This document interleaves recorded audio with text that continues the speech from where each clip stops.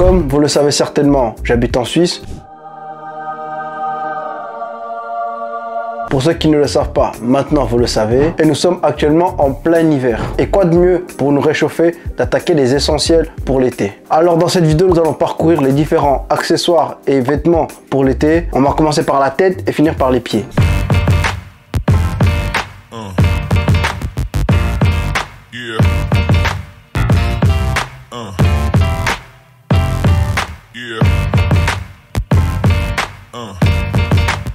Avant d'attaquer le vif du sujet, j'aimerais quand même vous préciser pourquoi je parle des vêtements et des accessoires d'été en pleine période d'hiver. Alors pour cela, il y a deux raisons. La première, acheter des habits d'été en plein été n'est pas une très bonne idée. Et la deuxième, c'est les soldes. Ce qu'il faut savoir, c'est que en général, en hiver, il y a les soldes d'été et vice versa. En été, les soldes d'hiver, vous m'avez compris quoi. D'ailleurs, n'oubliez pas de me rappeler dans une vidéo future, j'essaierai de vous montrer 2-3 sites et techniques pour avoir des habits à prix cassé. Mais aujourd'hui, concentrons-nous sur comment s'habiller en été. Alors ce qu'il faut savoir, c'est qu'il y a 3 sortes de couvre-chef. Il y a les casquettes, bobs et bérets. On va commencer par les casquettes. Pour les casquettes, c'est simple, il y a 2 styles. Il y a les casquettes avec le zip derrière pour régler. Et il y a ceux qui n'ont pas le zip. On va commencer par celles qui n'ont pas le zip et que du coup ils ne sont pas réglables. Premièrement, pour trouver vos tailles, rendez-vous au magasin le plus proche de chez vous, type Foot Locker, et essayez de trouver la taille qui vous convient. Une fois avoir trouvé la taille qui vous convient, vous pouvez ensuite soit aller commander ou soit acheter sur place. Mais en général, moi personnellement qui habite en Suisse, c'est très compliqué à trouver ce genre de casquette en magasin. Pour les chanceux qui peuvent acheter en magasin, c'est les mêmes règles. Il faut prêter attention à la forme de casquette. Justement, les casquettes sans zip, donc non réglables, il faut prendre ce modèle-ci. Comme vous pouvez le constater sur la photo, la visière est plate. Ne vous détrompez pas avec ceux où la visière est pliée, car ce modèle-là est à bannir dans votre garde-robe.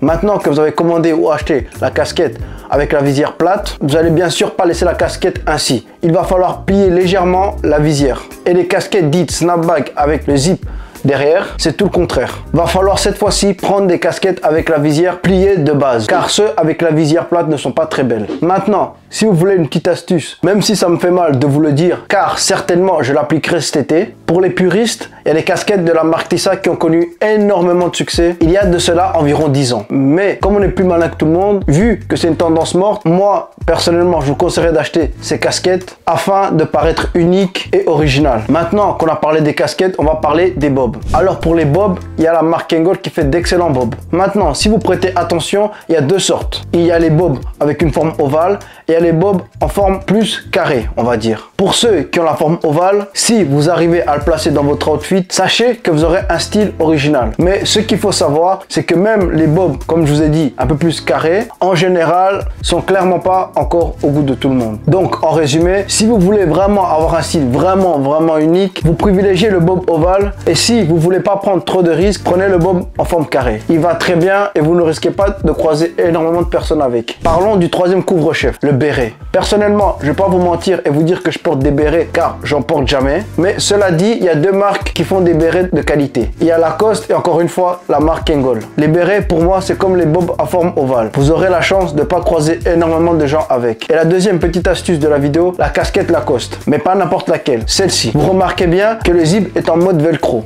Ne prenez que ce modèle là de Lacoste en casquette et placez-le dans un outfit tracksuit, requin et pourquoi pas un t-shirt Lacoste ou polo. Et là aussi vous me remercierez plus tard. Maintenant que nous avons parcouru les accessoires pour la tête, nous allons passer au haut du corps.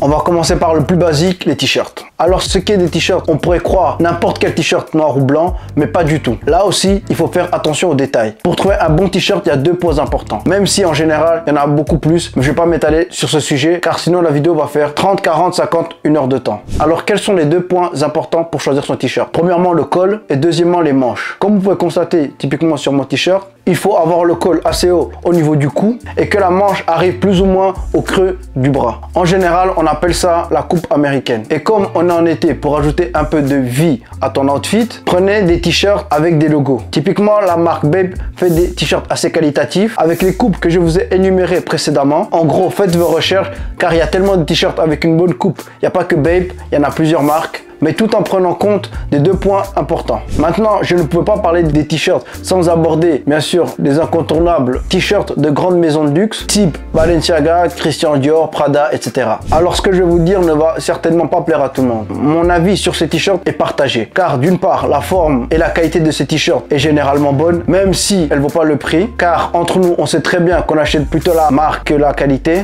Mais le très gros point négatif, vous avez énormément de chance de croiser quelqu'un avec le même t-shirt que vous. Maintenant, les t-shirts à longue manche, c'est pas bien compliqué. Le seul point important qu'il faut faire attention, c'est au niveau du col. C'est la même chose que les t-shirts avec manches courtes. Une fois que vous avez trouvé un t-shirt à longue manche avec un bon col, typiquement pour moi, la marque Carhartt fait des très bons t-shirts à longue manche que je vous recommande fortement. Et sinon, une autre petite astuce que je vous donne, achetez les t-shirts longue manche comme des garçons et mettez un t-shirt au-dessus. Je vous donne cette astuce à contre-cœur car je vais sûrement l'appliquer moi-même cet été. Pour les polos, c'est simple, on va se contenter de la marque Lacoste. Car pour moi, la coupe, la forme, la qualité, rien à dire. Maintenant, pour ceux qui sont un peu plus fortunés, je vous conseille la marque Gucci. La marque Gucci est numéro 1 en ce qui concerne les polos. Et cela date déjà de quelques années. Et jusqu'à maintenant, j'ai toujours pas trouvé une marque qui a réussi à les détrôner. Les polos à longue manche, il y a aussi deux marques. Soit Lacoste, soit Ralph Lauren. Pour être honnête avec vous, j'ai une petite préférence pour la marque Polo Ralph Lauren, même si le prix est légèrement plus élevé que Lacoste. Je m'explique, les polos à longue manche de la marque Lacoste sont assez basiques et simples, alors que ceux de la marque Polo Ralph Lauren, il y a des rayures, ils essaient d'ajouter leur touche personnelle. Et vous avez aussi moins de chances de croiser quelqu'un avec polo longue manche Ralph Lauren que Lacoste. Faites votre choix, même si en général les polos à longue manche n'ont en général pas énormément de succès envers les gens. Pour les chemises, il y a trois sortes, à carreaux, bûcheron et normal. Avant de vous parler des trois sortes de chemises, je tiens quand même à vous préciser que j'ai une petite préférence pour les chemises à manches courtes. Pour les chemises basiques, pour moi, il y a la marque Dickies et la marque Calvin Klein. Pour les chemises de bûcheron, vous trouvez un peu partout, en général dans des magasins où on vend les habits de travailleurs. Si vous commencez à acheter des chemises de bûcheron dans des grandes maisons de luxe, le porte-monnaie va subir, donc à vos risques et périls. Et la troisième sorte, à carreaux, il y a la marque Lacoste ou Polo Ralph Lauren une fois de plus. Pour ceux qui ont de l'argent ou qui veulent absolument la top qualité, sinon en général, Zara, H&M font amplement l'affaire. Et pour ceux qui ont encore plus d'argent que ceux qui ont du Lacoste ou bien Polo Ralph Lauren, il y a la marque Casablanca ou Gucci. C'est que si vous achetez des chemises de la marque Gucci, vous aurez beaucoup moins de chances de croiser des gens avec. La marque Casablanca, malheureusement, beaucoup de gens en ont acheté. Et que même des magasins comme Zara ont vendu des chemises plus ou moins semblables. Sans bien sûr parler des contrefaçons, car malheureusement, quand une marque explose, beaucoup de gens vont profiter de cette hype pour vendre de la contrefaçon. Pour ceux qui ne le savent pas, quand on commence à vendre la contrefaçon de ta marque, c'est que tu as réussi. Et pour le dernier haut, les maillots. Alors ce qu'il faut savoir, il y a plusieurs sortes de maillots. Il y a les maillots de foot, les maillots de basket, les maillots de baseball et les maillots de hockey. Et il y en a encore plein d'autres. Donc si on se base sur ces connaissances, je vous conseillerais soit de faire vos recherches pour minimiser vos chances d'avoir les mêmes maillots que tout le monde a, ou simplement choisir des maillots d'un autre sport. Toujours plus bas, on arrive maintenant au bas du corps. Et évidemment, comme on est en été, je vais aborder le sujet des shorts et non des pantalons. Avant d'approfondir les shorts, je tiens à préciser que les shorts ont aussi une coupe à respecter. Je ne veux pas avoir de shorts au-dessus du genou. Légèrement, je veux bien, mais n'abusons pas. Ce sont des shorts et non des maillots de bain. Alors pour les shorts, il y a 4 sortes. Le premier, c'est le short en jeans.